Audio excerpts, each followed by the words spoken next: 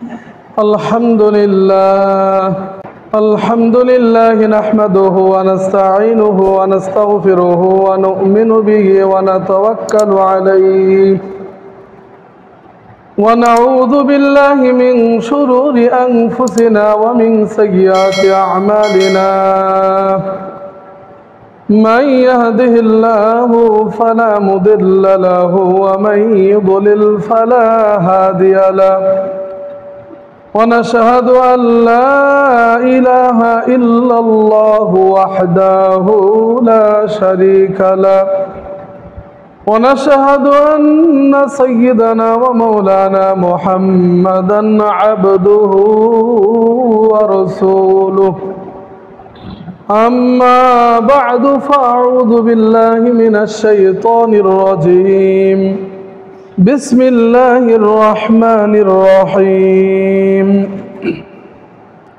ولله على الناس حج البيت من استطاع إليه سبيلا ومن كفر فإن الله غني عن العالمين صدق الله العظيم وقال رسول الله صلى الله عليه وسلم بني الإسلام على 5 شهادة أن لا إله إلا الله وأن محمد رسول الله وإقام الصلاة وإيتاء الزكاة والحج وصوم رمضان أو كما قال عليه النبي الصلاة والسلام وقال رسول الله صلى الله عليه وسلم إن الله قد فرض عليكم الحج فحجوا أو كما قال عليه النبي الصلاة والسلام সবাইকে আমরা দরুদ শরীফ পড়ি اللهم صل على محمد وعلى آل محمد كما صليت على إبراهيم وعلى آل إبراهيم إنك حميد مجيد اللهم بارك على محمد وعلى آل محمد كما باركت على إبراهيم وعلى آل إبراهيم إنك حميد مجيد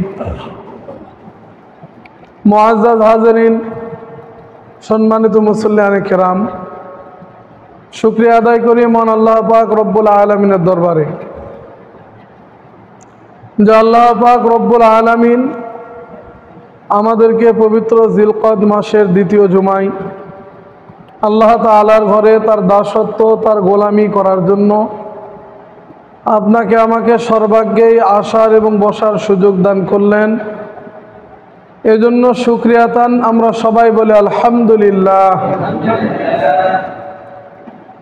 অতঃপর আল্লাহ পাকের হাবিব সৈয়দুল কাউনাইন সাকিব আল মুজরিবিন হাবিবে কিবরিয়া, বিশ্ব মুক্তির মানবতার দূত, নবীউল মুরসাল, রাসূল আরবি ওয়াল আজম, হুজুরে আকরাম সাল্লাল্লাহু আলাইহি ওয়া আলিহি সাল্লামের উপর এবং তিনার সম্মানিত আলো আসহাবের উপর কোটি কোটি দরুদ ও সালামের হাদিয়া বর্ষিত হোক। সকলে আমরা বলি সাল্লাল্লাহু আলাইহি ওয়াসাল্লাম। মোহতারাম হাজিরিন, আল্লাহ তাআলার অশেষ মেহেরবানি আর দয়া যে আল্লাহ পাক রব্বুল আলামিন আমাদেরকে এই ফিতনা ফাসাদের জমানায় বিভিন্ন কাজকর্ম থেকে ফারেক করে, বিভিন্ন ঝামেলা থেকে ফারেক করে আল্লাহ তাআলার ঘরে আসার বসার সুযোগ দিলেন। এই সময়ে আল্লাহ তাআলার বহু বান্দা-বান্দি আছে যাদের কাছে সময় আছে, সুযোগ আছে, কিন্তু আল্লাহ তাআলা তাদেরকে তার ঘরে আসার বসার সুযোগ না দেওয়ার কারণে তারা আসতে পারে নাই। তো যে আল্লাহ পাক রব্বুল আলামিন আপনাকে আমাকে তার ঘরে হাজির হওয়ার, উপস্থিত হওয়ার, তার ডাকের সাড়া দিয়ে আসার যে সুযোগ দিলেন, এর শুকরিয়া কিয়ামত পর্যন্ত আদায় করলেও আদায় করে আপনি আমি শেষ করতে পারবো না। এজন্য যে আল্লাহ পাক আপনাকে আমাকে সুযোগ দিলেন তার ঘরে তার ডাকে সাড়া দিয়ে আসার বসার, এজন্য দিল থেকে শুকরিয়া আদান আবারও বলি আলহামদুলিল্লাহ। মোহতারাম হাজরিন, আমরা শুনেছিলাম 3টি মাসকে হাদিসের দ্বারা হজের মাস বলা হয়। শাওয়াল, জিলকাদা আর জিলহজ। তো পবিত্র জিলকদ মাস শুরু হয়ে গেছে। বিশ্বের বিভিন্ন জায়গা থেকে ধর্মপ্রাণ মুসলমান ভাই বোনেরা পবিত্র হজ ব্রত পালন করার জন্য আল্লাহ তাআলার ঘরে উপস্থিত হয়ে গেছেন। আল্লাহ যাদের সুযোগ দান করেছেন তারা পৌঁছে গেছেন। আরও আল্লাহ যাদের সুযোগ দিবে, আরও 2-4 দিন হজের আগ পর্যন্ত হাজী ভাইরা বিভিন্ন জায়গা থেকে আল্লাহ তাআলার ঘরে উপস্থিত হবেন ইনশাআল্লাহ। তো মোহতারাম হাজিরিন, নবী পাক সাল্লাল্লাহু আলাইহি ওয়া আলিহি সাল্লাম বলেন, বুনিয়াল ইসলামু আলা খামসিন। আপনি আমি আপনার আমার সামনে যে ইসলামটা আছে, এই ইসলাম দাঁড়িয়ে আছে তার শান মান, তার ইজ্জতকে বিশ্ব দরবারে মানব সভ্যতার সামনে যে ইসলামটা টিকে আছে, দাঁড়িয়ে আছে সুদৃঢ় 5টি স্তম্ভের উপরে। এটাকে আল্লাহ রাসূল সাল্লাল্লাহু আলাইহি ওয়া সাল্লাম বলেন যে ইসলাম টিকে আছে 5টি স্তম্ভের উপর। রাসূলের ভাষায় বুনিয়াল ইসলামু আলা খামসিন, 5 স্তম্ভের উপরে ইসলামের বুনিয়াদ, ইসলাম টিকে আছে, দাঁড়িয়ে আছে। শাহাদাতে আল্লাহ ইলাহা ইল্লাল্লাহ ওয়া আন্না মুহাম্মাদার রাসূলুল্লাহ। 1 নম্বরে ইসলামের প্রথম স্তম্ভ নবী পাক সাল্লাল্লাহু আলাইহি ওয়া সাল্লাম বলেন যে আমরা সাক্ষ্য দিতেছি আল্লাহ ছাড়া কোনো ইলা নাই, কোনো উপাস্য নাই, কোনো মাবুদ নাই, কোনো আইনদাতা নাই, কোনো বিধানদাতা নাই। আল্লাহ একমাত্র রিজিক দেনেওয়ালা, মারনেওয়ালা, পালনেওয়ালা, বাঁচানেওয়ালা, সব কিছু এক আল্লাহ ছাড়া আমাদের কোনো ইলা নাই। ওয়া আন্না মুহাম্মাদার রাসূলুল্লাহ,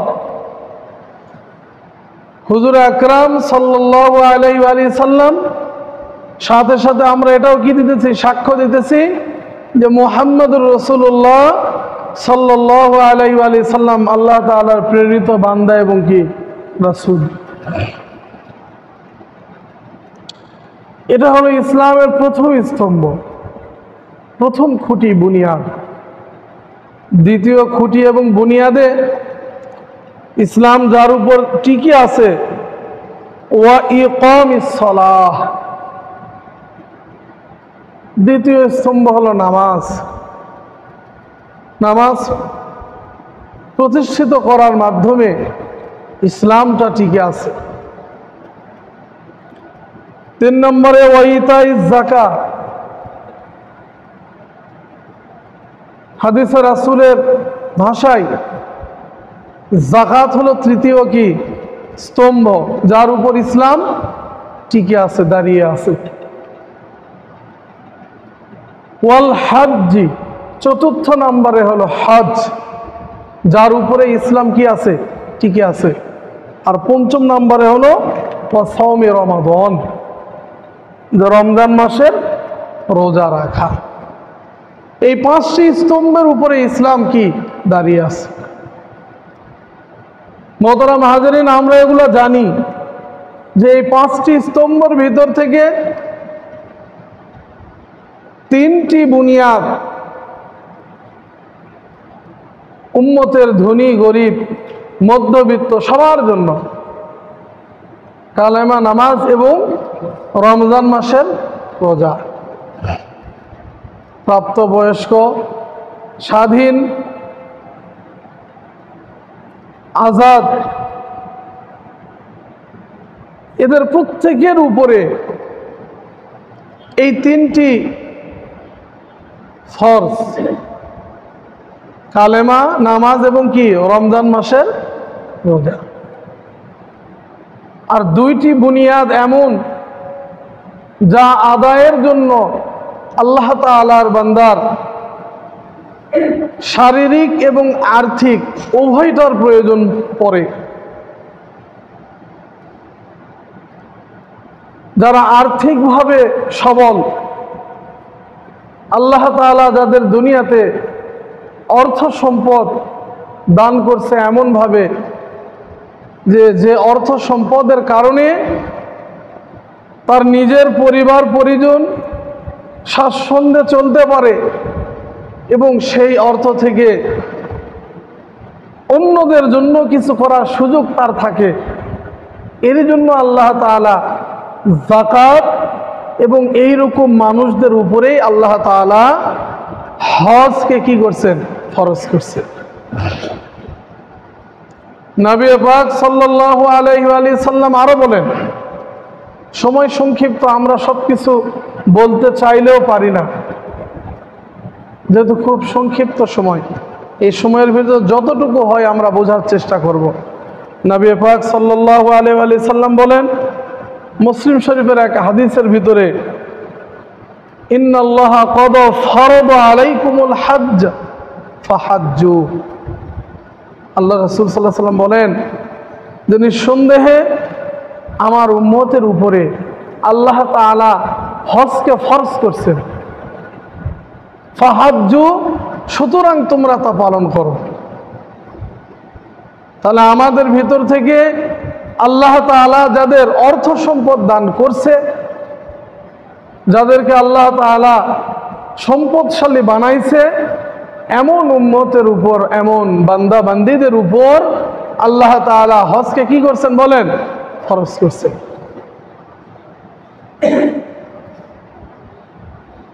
এ মর্মে আল্লাহ পাক রব্বুল আলামিন কোরআনের বিভিন্ন জায়গাতে আলোকপাত করেছেন।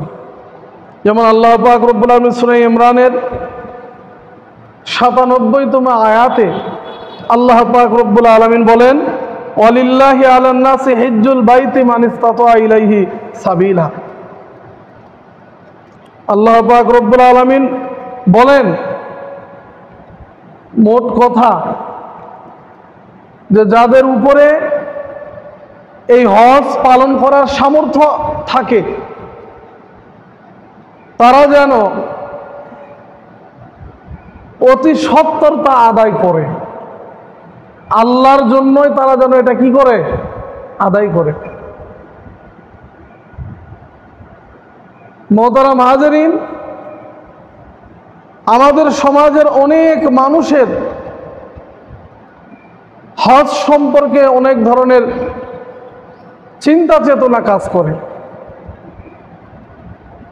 আমাদের সমাজের অর্থ সম্পদশালী মানুষ, যাদেরকে আল্লাহ পাক রব্বুল আলামিন সম্পদ দান করছেন, এই সকল মানুষদের হজ নিয়ে চিন্তা চেতনাটা কেমন? আমাদের চিন্তাটা এইরকম যে বয়স হয়ে যাক, বৃদ্ধ হই, তারপরে এটা নিয়ে ভাবব। যারা ব্যবসা করে তাদের চিন্তা যে এখনই নয়, কারণ তার চিন্তা হলো ব্যবসার ভিতরে ৯-৬ কিছু বিষয় থাকে, এগুলো একটু করে নেই আগে, হজ করলে তার তা করতে পারবো না, নাউজুবিল্লাহ। তো এই জন্য ব্যবসায়িকের চিন্তা হলো যে আগে কিছু 6-9 করে নেই, এরপরে যখন একেবারেই না গেলেই নয় এইরকম মুহূর্তে হজ করে আসে, আর কোনো 9-6 করব না, তখন ব্যবসাটা একদম হালাল পন্থায় করব। চাকরি বাকরি যারা করে তাদের নিয়ত যে আগে অবসরে যাই, অবসরে যাওয়ার পরে যে টাকাটা পাবো ওখান থেকে হজ করব, আর অন্য কোনো পয়সাতে হাত দিব না, কোনো কিছু করব না। তো আমাদের সমাজের বিত্তশালী মানুষ যারা, যাদেরকে আল্লাহ পাক রব্বুল আলামিন সম্পদ দান করছেন, সুযোগ দান করছেন, আজকে আমাদের হজ সম্পর্কে এইরকম ধারণা আমরা পোষণ করি। মোহতারাম হাজিরিন, এটা নিছক ভুল সিদ্ধান্ত। আল্লাহ পাক রব্বুল আলামিন স্পষ্ট করে বলে দেন যে দেখো, আজকে তোমার সামর্থ্য হয়েছে, আমি আল্লাহ তোমাকে সম্পদ দান করছি, তোমাকে সুযোগ দান করছি, তুমি এই সম্পদের সঠিক ব্যবহার করো, এই সুযোগটাকে তুমি কাজে লাগাও। কারণ কে জানে আর কটা দিন পরে তুমি অসুস্থ হয়ে পড়বে, এমনও হতে পারে আর কটা দিন পরে তোমার মৃত্যুর ঘন্টা বাজে যাবে, এমনও হতে পারে তোমার সম্পদ ফুরে যেতে পারে। যেই সম্পদের কারণে তোমার কাছে হজের মতন সুযোগ আসছিল, এই সম্পদ তোমার কাছে আর নাও থাকতে পারে। এমন কোনো বিমার, এমন কোনো অসুখ তোমার আসতে পারে, যেই অসুখের পিছনে তোমার সব সম্পদ কি হয়ে যেতে পারে, ফুরিয়ে যেতে পারে।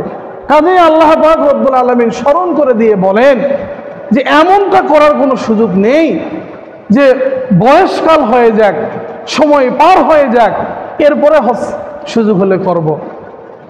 মোহতারাম হাজিরিন, আমরা যারা এমন চিন্তা করতেছি, এমন পিছুটান যাদের আমাদের আছে, আল্লাহ পাক রব্বুল আলামিন তাদের উদ্দেশ্যে করেই বলেন যে এমন পিছুটান তোমরা করো না,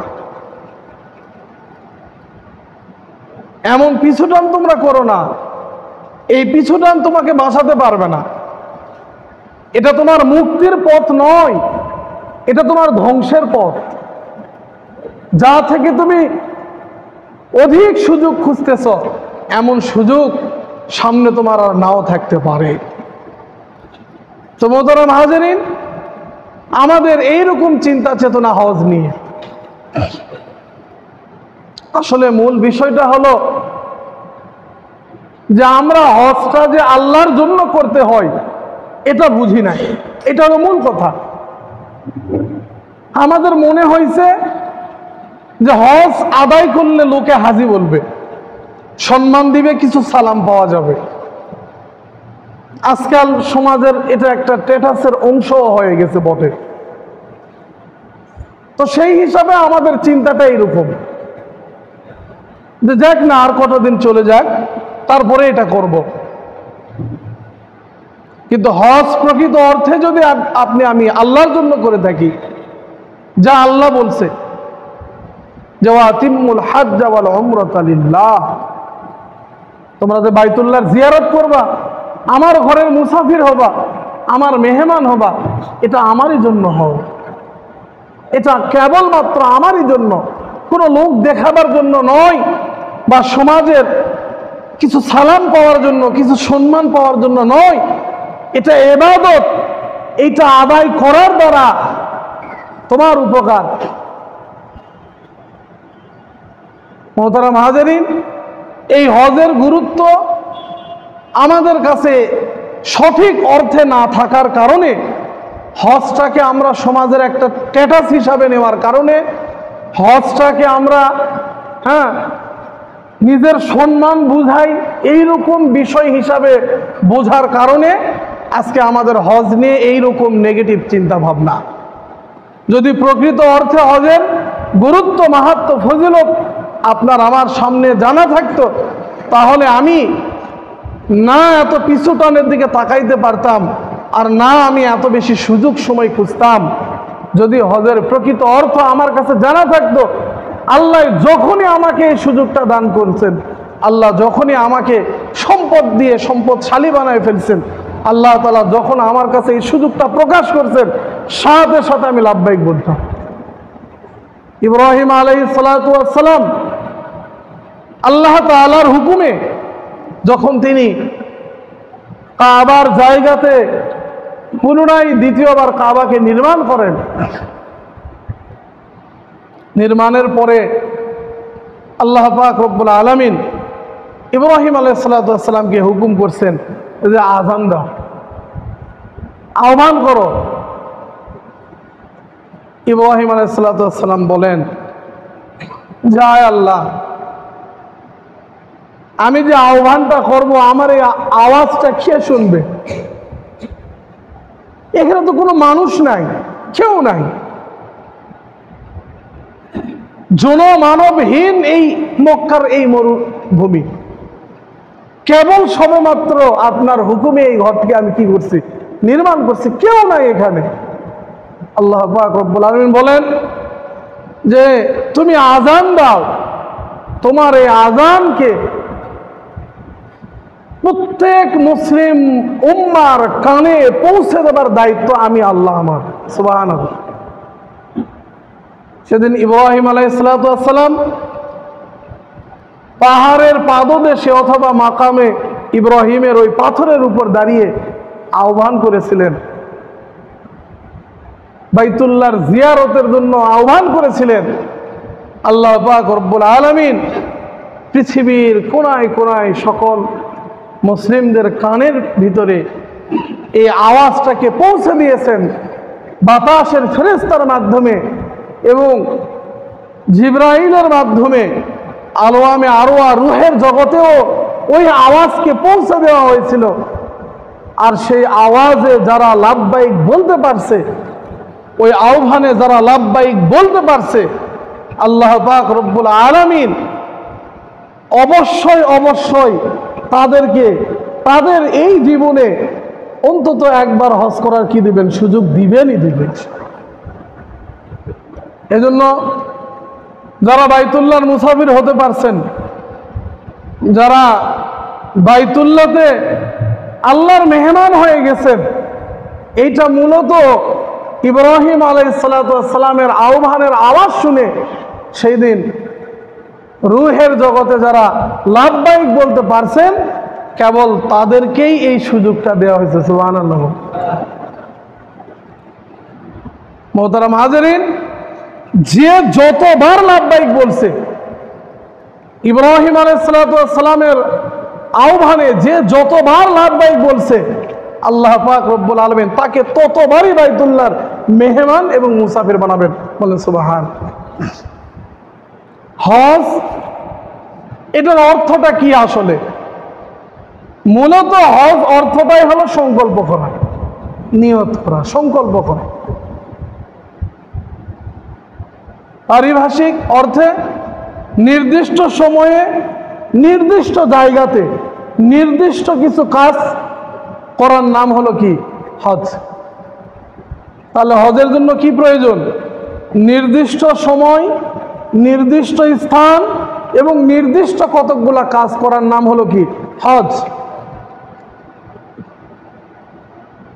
তো মোহতারাম হাজিরিন,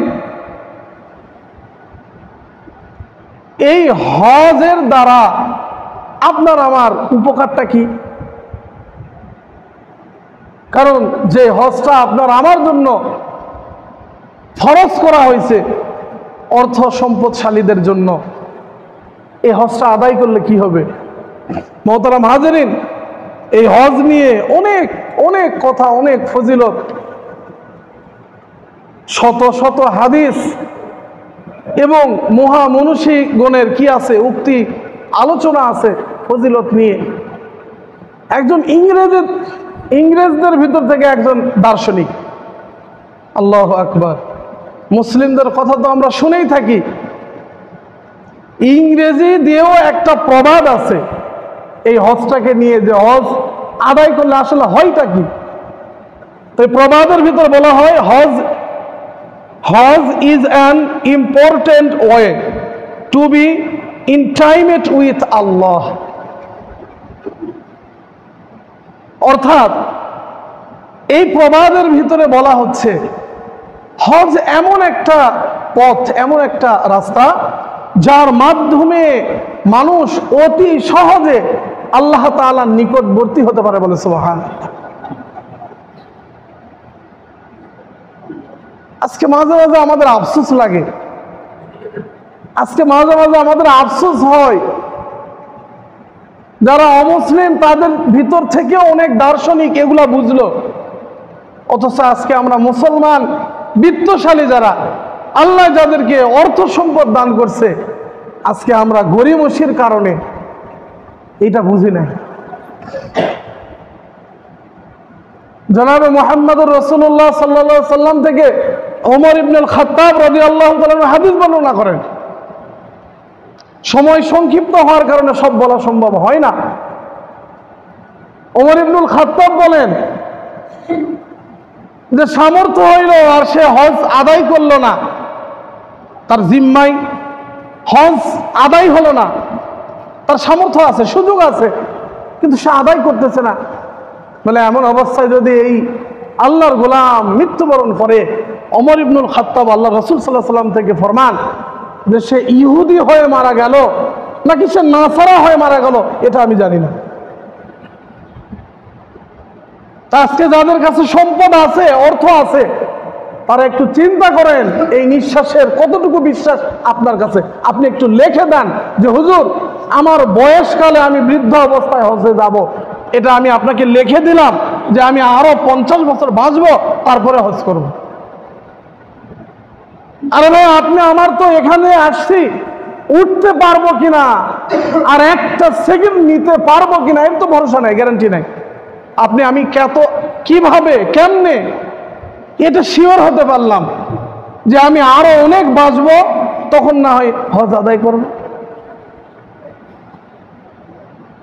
বহু হাদিসের ভিতরে আসছে যে হজের ভিতরে এমন কতগুলা কাজ আছে, যেমন বড় হজের ভিতরে 9টা কাজের নাম বড় হজ, আর 4টা কাজের নাম হলো উমরা। তো এই 9 কাজের ভিতরে আল্লাহ পাক রব্বুল আলামিন এমন কিছু নিদর্শনগুলো রাখছে, যেমন জনাবে মুহাম্মদুর রাসূলুল্লাহ সাল্লাল্লাহু আলাইহি ওয়া সাল্লাম বলেন যে যারা আল্লাহ তাআলার জন্য হজ আদায় করে, আল্লাহর জন্য যারা হজ আদায় করে, এরা যদি হজে গিয়ে কোনো অপরাধ না করে, কোনো গুনাহ না করে, কোনো অশ্লীলতা না করে, এমনভাবে তারা হজের নিয়ম কানুন পালন করে তারা যখন তাদের ঘরে ফিরবে, আমি আল্লাহ পাক রব্বুল আলামিন, আল্লাহ রাসূল বলেন যে আল্লাহ পাক রব্বুল আলামিন তাদেরকে এমন নিষ্পাপ করে তাদের ঘরে পাঠিয়ে দেয় যে একজন ভূমিষ্ঠ হওয়া নবজাতক বাচ্চা মায়ের গর্ভ থেকে কেবল দুনিয়াতে আসলে যেরকম নিষ্পাপ হয়, একজন আল্লাহর মেহমান, আল্লাহর ঘরের মুসাফির, আল্লাহর ঘর থেকে কোনো রকম গুনাহ ছাড়া, কোনো রকম অশ্লীলতা ছাড়া, কোনো রকম ঝগড়া বিবাদ করা ছাড়া একজন হাজী যখন আল্লাহর ঘর থেকে নিজের ঘরে ফিরে আসে, আল্লাহ তাআলা তার রাসূলের মাধ্যমে বলেন যে এই আল্লাহর মেহমানকে এইরকম পুত পবিত্র বানায় দেওয়া হয়। সুবহানাল্লাহ। রাসূলুল্লাহ সাল্লাল্লাহু আলাইহি ওয়াসাল্লাম আরো বলেন রুকনে ইয়ামিনী, কাবা শরীফের 4টা কোণ বিশিষ্ট কাবা ঘর, এই কাবা ঘরে আলহামদুলিল্লাহ যারা গেছেন তারা তো দেখছেন, আল্লাহু আকবার, চক্ষু শীতলকারী কাবা, কাবার এই শুভ্র কালো গেলাফ, এই কেশোয়া প্রত্যেক মুমিন মুসলমানের হৃদয়কে কি করে শীতল করে তোলে। ভিতর থেকে হৃদয় কি হয়ে আসে, শীতল হয়ে আসে, চক্ষু শীতল হয়ে আসে, বার বার বার বার বার বার আল্লাহর ঘরে কি তাকে থাকতে মন চায়।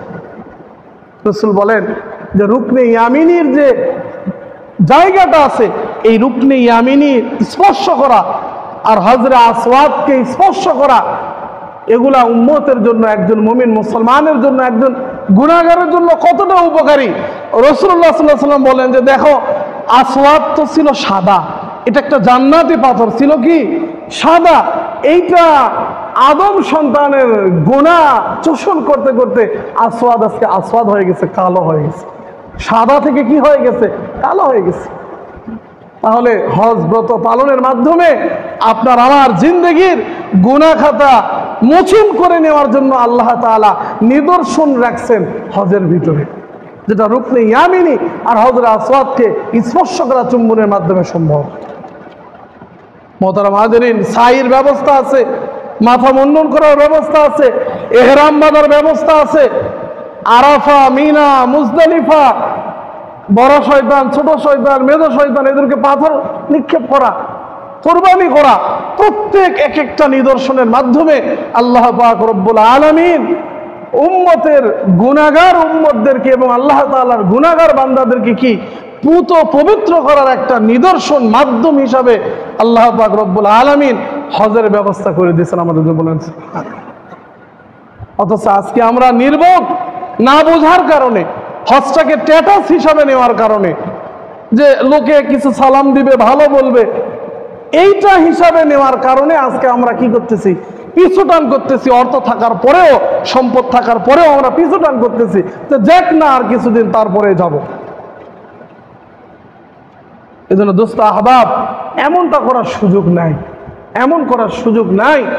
এটা আমরা হজ আল্লাহর জন্য আদায় করব, আল্লাহর জন্য আদায় করব, এটা আল্লাহর জন্যই আদায় করব।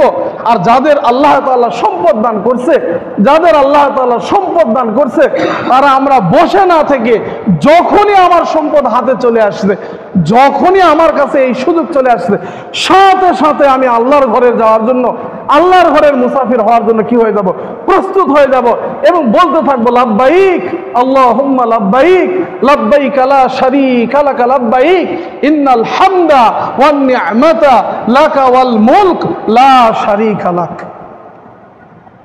ইব্রাহিম আলাইহিস সালাতু ওয়াস সালাম, মা হাজরা, ইসমাইল আলাইহিস সালাতু ওয়াস সালাম, ইনাদের মাধ্যমে আল্লাহ তাআলা হজের অনেক ওয়াজিব কাজগুলোকে রাখছেন। মুহতারাম হাজিরিন, আজকে যারা হজ আদায় করে হাজী ভাই হয়, তারা দেখবে নিজেদের নামের আগে আলহাজ না লিখলে মন খারাপ করে। কি কথা ঠিক না? যে আমি এত টাকা খরচ করে হজ করলাম, আপনি আলহাজ লিখবেন না কেন? মাআযাল্লাহ, আল্লাহ রক্ষা করুক। আগেই বলেছিলাম, হজটা কিসের জন্য? আল্লাহর জন্য, নিজের গুনাহ খাতা মাফের জন্য, পবিত্র হওয়ার জন্য। এবং হজ্জে মাবরুরের ফজিলত আল্লাহ রাসূল সাল্লাল্লাহু আলাইহি ওয়াসাল্লাম বলেন যে একটা কবুল হজের ফজিলত কি? রাসূল বলে জান্নাত। সুবহানাল্লাহ বলেন। একটা কবুল হজের ফজিলত কি? রাসূলুল্লাহ বলে হজ্জে মাবরুরের ফজিলত হলো সোজা জান্নাত। যার হজ কবুল হয়ে যাবে সে জান্নাতি। সুবহানাল্লাহ। যার হজ কবুল হয়ে যাবে সে কি? জান্নাতি। আর উমরার ফজিলতে রাসূল বলেন এক উমরা থেকে আরেক উমরা পর্যন্ত তার জিন্দেগির গুনাহ মাফ। একটা উমরা করবে, আবার আরেকবার উমরা সুযোগ পাইবে, এই পর্যন্ত তার গুনাহ মাফ। আর একটা হজ কবুল হজ যদি হয়ে যায় তাহলে সে জান্নাত। তার বিনিময় কি? সোজা জান্নাত। তো ইব্রাহিম আলাইহিস সালাম, ইসমাইল আলাইহিস সালাম এবং মা হাজরার মাধ্যমে হজের বিস্তীর্ণ কাজগুলা হয়েছে। অথচ আজকে দেখবেন কেউ কোনোদিন এই পৃথিবীতে শুনছেন যে আলহাজ ইব্রাহিম আলাইহিস সালাম? কতক্ষণ লাগে আলহাজ ইসমাইল, আলহাজ মা হাজরা। তাহলে মোহতারাম হাজরিন, কি বোঝা গেল? যাদের কাজকর্মকে অতি পছন্দ হওয়ার কারণে আল্লাহ তাআলা হজের ওয়াজিব বানায় দিল। কিয়ামত পর্যন্ত হাজীদেরকে সাই করতে হবে, দৌড়াইতে হবে, পাথর মারতে হবে, কুরবানি করতে হবে, এগুলা তাদের জন্য। ইব্রাহিম, মা হাজরা, ইসমাইল আলাইহিস সালাম ইনাদের নিদর্শন হিসাবে। অথচ যাদের জন্য এগুলা পাইলাম তাদের নামে কোনোদিন আলহাজ ইব্রাহিম বললাম না। আর আমি আজকে বাংলাদেশ থেকে কিছু টাকা খরচা করে হজ করে আসার পরে আলহাজ না লেখলে আমার মন খারাপ। আলহাজ না লেখলে আমার কি মন খারাপ। তো কি বোঝা গেল? ইব্রাহিম আলাইহিস সালাম, মা হাজরা, ইসমাইল আলাইহিস সালাম ইনাদের হজ ছিল আল্লাহর জন্য। কিয়ামত পর্যন্ত যারা হজ করবে, যারা আল্লাহর জন্য হজ করবে, তারা নিজেদেরকে কখনো আলহাজ বলুক এইটা চাইতে পারে না। আর যারা স্ট্যাটাসের জন্য হজ করবে, সমাজে কিছু সালাম পাওয়ার জন্য হজ করবে, আমি অনেক সম্পদ হলো, হজ করতে হবে, না করলে কেমন দেখাই, এই জন্য যারা করবে তাদের চিন্তা চেতনা কেবল এত কি হবে, নিচু মানের হবে যে আমাকে আলহাজ লেখো, না লেখলে মন খারাপ। কাজে মোহতারাম হাজেরিন, এই সংক্ষিপ্ত সময়ের ভিতরে আমরা হজ নিয়ে যতটুকু আলোচনা শুনলাম এর উপর আল্লাহ তাআলা আমাদের আমল করার তৌফিক দান করুক। এবং আমরা দোয়া করি আমাদের ভিতর থেকে যাদের উপরে আল্লাহ এই সুযোগ দান করছেন, তারা আমরা অলসতা না করে এখনই নিয়ত করে ফেলি যে যাদের হজে যাওয়ার সামর্থ্য হয়েছে হজে চলে যাব, আর যাদের ওমরার সামর্থ্য আছে তারা ওমরা করব ইনশাআল্লাহ। আল্লাহ আমাদের তৌফিক দান করুক। এবং পাশাপাশি সারা পৃথিবী থেকে হাজারো লাখো লাখো মুসলমান ভাই বোন আল্লাহর ঘরের বাইতুল্লাহর মুসাফির হয়ে সেখানে কি উপস্থিত হওয়া শুরু করছেন, জমা হওয়া, একত্রিত হওয়া শুরু করছেন। আমরা সকল মুসলিম উম্মার জন্য কি করব? দোয়া করব যে আমাদের যে সকল হাজী ভাই বোনেরা ওখানে উপস্থিত আছে আল্লাহ তাআলা যেন তাদেরকে নির্বিঘ্নে হজ্জে মাবরুর দান করেন, কবুল হজ যেন তাদের আদায় করার কি দান করেন, তৌফিক দান করেন। সকলে বলে আল্লাহুম্মা আমিন। ওয়া আখির দাওয়ানা আনিল হামদুলিল্লাহি রাব্বিল আলামিন।